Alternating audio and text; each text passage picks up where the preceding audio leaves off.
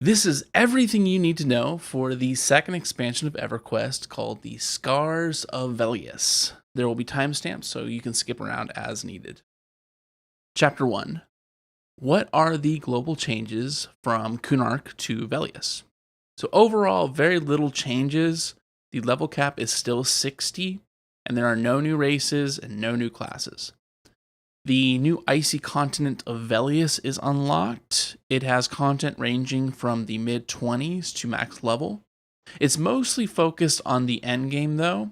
It's a big expansion for gearing, and you access Velious by the docks in North Row. Chapter 2. What new abilities do classes get? I'm only going to touch on the most important changes. So tanks.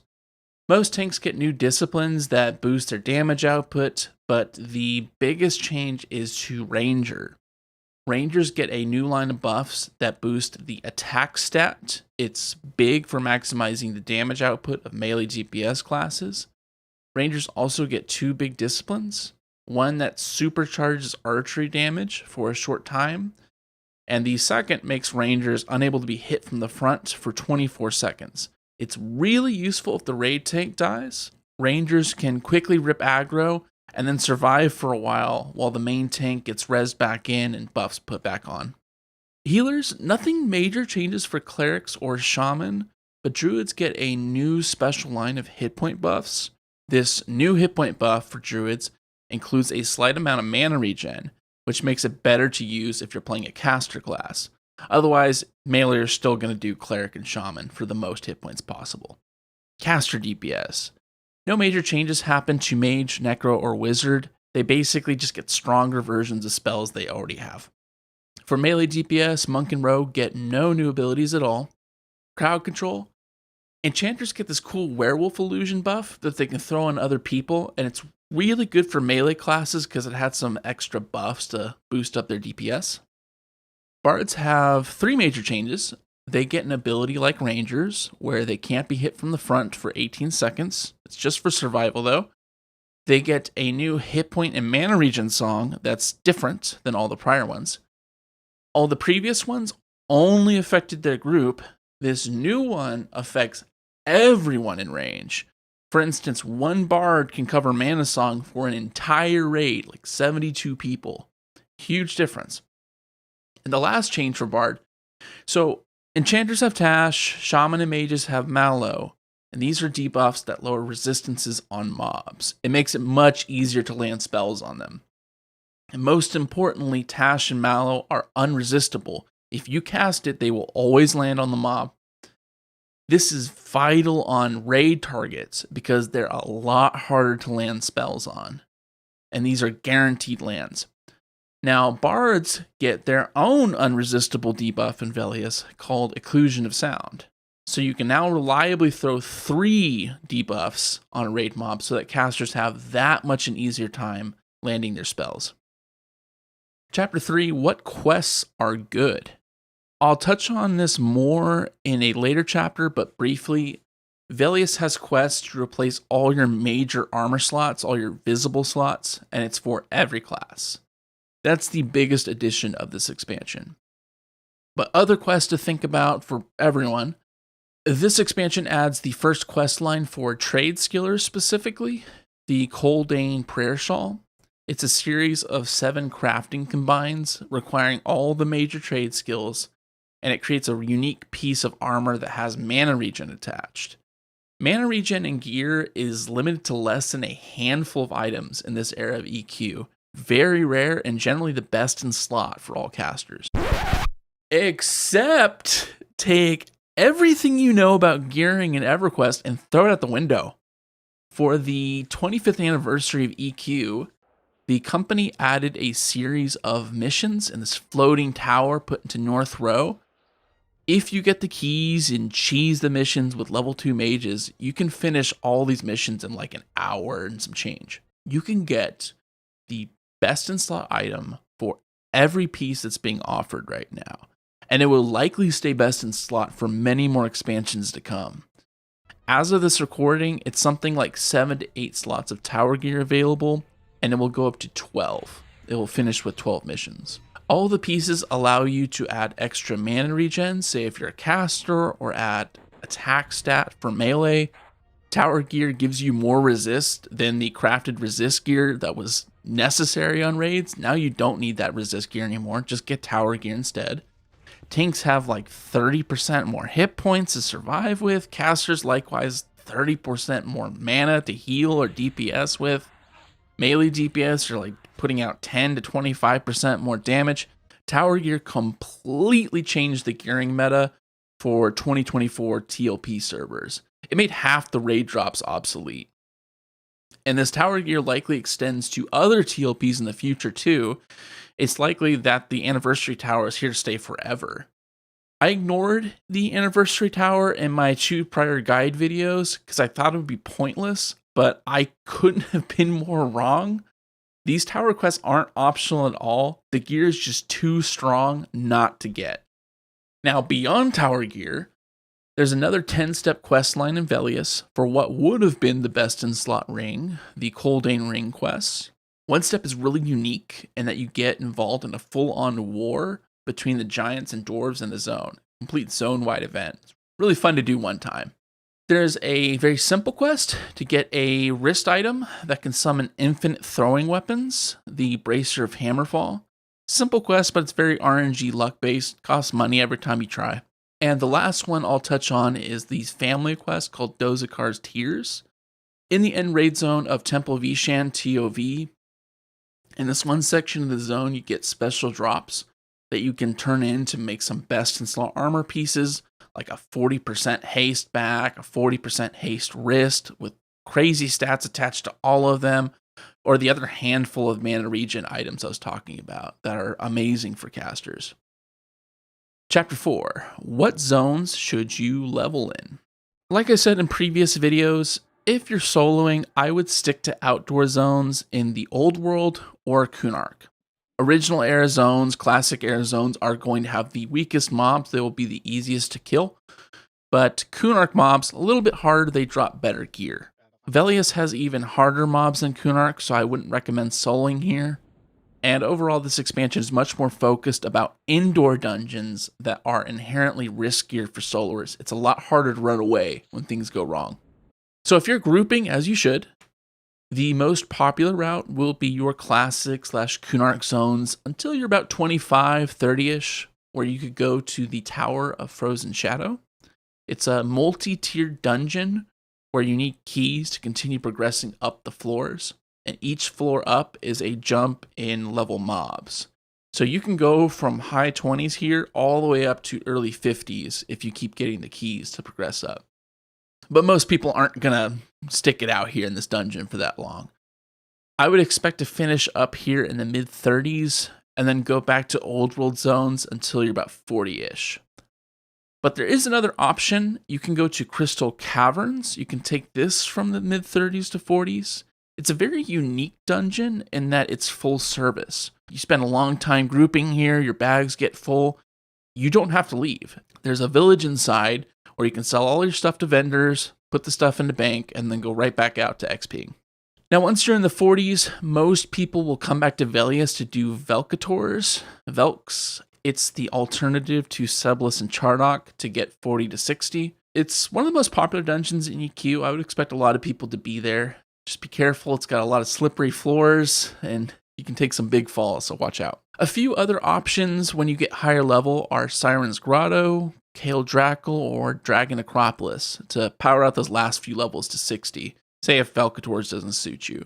Siren's Grotto is one to note. It is a gem factory. There's a lot of money to be made there, so I would expect to see bot farmers there 24/7. Chapter 5, Accessing Locked Zones. All right, so there are a few things you need to know about getting around Velious. The first is porting.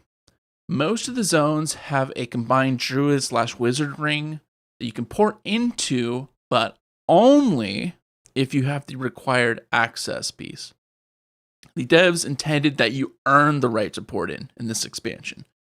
So you were supposed to run to each of the port rings to pick up a ground spawn, and then that'll give you the right to use that port location. But there's also a backflagging system in place. All you have to do is run to the very last port zone called Cobalt Scar, pick up a ground spawn from that port ring, and now you're back flagged access to all the earlier port rings.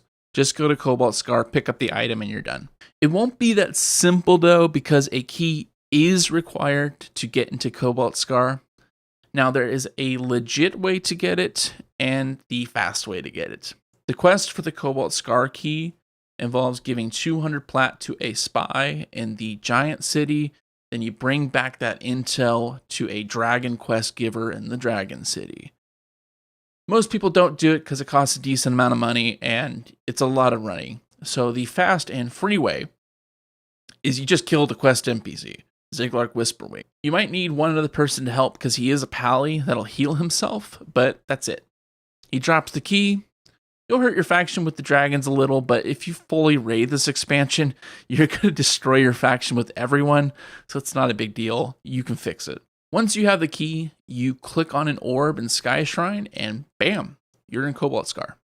The last key you need to know about is for an end raid zone of the expansion, Sleeper's Tomb. It's very simple, but you're going to need a lot of help. Various named dragons will drop a necklace. You turn in that necklace to a ghost dragon in Dragon Acropolis, and that's it. You got the key. The difficulty is that the dragons who drop these necklaces are all raid mobs, so you're going to need help, but that's it. So these are the only keys you need to concern yourself with. One last thing I want to mention is a zone that doesn't require a key to access, but it's very hard to get to. This expansion adds the Celestial Plane, where the deity of mischief resides, Bristlebane. It's only accessed by getting past all these raid dragons in the Temple of Vishan, and then going to the very back end of the zone. You find this mini castle, you just click on it, and bam, you're in. Plane of Mischief isn't a raid zone, though. It's not required content. It's just got some novelty items and clickies for the casual grouper and raider. Some people like to do a little EXPing there. Chapter 6, How to Get Geared. So Velious replaces all the planar raid gear you've been wearing since Classic with stuff that has much better stats. And a bonus is this armor can look awesome. So the devs created custom graphics for all the armor of this expansion, so long as you're using the original models, not the Luckland era models. But anyways, this is how gearing works. There's 3 competing factions. Basically, you farm mobs of one faction, say the Giants, and that'll earn you faction with the others, like the Dragons and the Coldane Dwarves. And once your faction is high enough, the quest NPCs will finally talk to you and they will accept your turn-in. Now, you get the best armor pieces from Temple Vishan, specifically a wing of that zone called the Halls of Testing, HOT. You kill these factionless dragons to get blank armor pieces. And then you also need 3 specific gems that drop off of trash mobs in Velious in various different grouping zones. The gems are tradable. The blank armor pieces are not tradable on normal servers, but this won't apply to Teak. Everything will be tradable. You take the blank armor piece, those 3 gems, and your high faction, you turn it in, you get a new piece of gear for you. Big upgrade from the past armor sets. Faction-wise, the dwarf armor pieces are the worst stat-wise, but they also require the least amount of help to get, the least amount of faction to get. The Plane of Growth trash mobs also drop some pieces on par with dwarf armor, but not for every class. The dragon and giant armor quests are the best. They have the best stats. Now, it doesn't matter if you side with one or the other. They're both equivalent in power. And as a bonus aside, many of these armor pieces have great clicky effects. There's 2, I think, that are must-haves. The Cleric Legs have a mana-free group heal clicky. Many times this is enough to keep a group alive while XPing. It's more important for raids though. Group heals cost a lot of mana, and all the raid mobs in this expansion have nasty AoEs that hurt everybody in the group. So this helps a ton. This helps clerics a lot in keeping the group alive for much longer. The monk wrists, the second item, they aren't as game-changing as the clerics, but they're very nice to have. It's a clicky summon throwing shurikens. You can summon infinite throwing items to help you pull for free. Some other items you might want to look out for being the Aholgresh Elder Beads that are usable by everyone. These can summon an Iozam. I mainly use it for reconnaissance on the bard. A necro can summon these Eye of Zombs to tap it for health. You can proc the over their hammer off of it. A monk can use it to recon pulls while feign death. It's really good. This expansion has a critical tank weapon called the Blade of Carnage. It has a proc that increases aggro, it builds aggro on a mob. This really helps you out as a tank, you really want it. And the last big item of Velious that every melee is going to want are the primal weapons from Sleeper's Tomb. These are weapons that proc a 6-minute long buff called Avatar that is a major boost to all your stats, a major boost to the attack stat. It is a night and day difference on damage output. Raid clears go so much quicker when all the melee DPS have Avatar weapons on. Chapter 7. What you need to know about raiding. Low barriers to entry, except being max level. Get the key to Cobalt Scar and the Port Axis item there. Outside of that, your guild will help you get the Sleeper's Tomb key. There's also another item you're really going to want to get. Not required though. If you complete a certain challenge on the Vaniki server, you can earn a clicky teleport to just right outside Temple Vishan. You can skip all the running to get there. And Temple Vishan is where you're going to spend most of your time raiding on Velious, so this saves you a lot of running. Many guilds are helping members get that item from Vaniki. You just beat the certain challenge, and then you can claim it on whatever server you're playing on, T, Tormax right now. Gear-wise requirement for raiding. So this expansion is very AoE heavy, very AoE damage heavy, so you would have wanted to buy some new pieces of crafted resist gear, but the tower gear just has better stats, so it's now obsolete. But you really want to get your resist as high as possible because it'll help you survive for longer. But that's it gear-wise. So I wish you best of luck. Good hunting in Velious.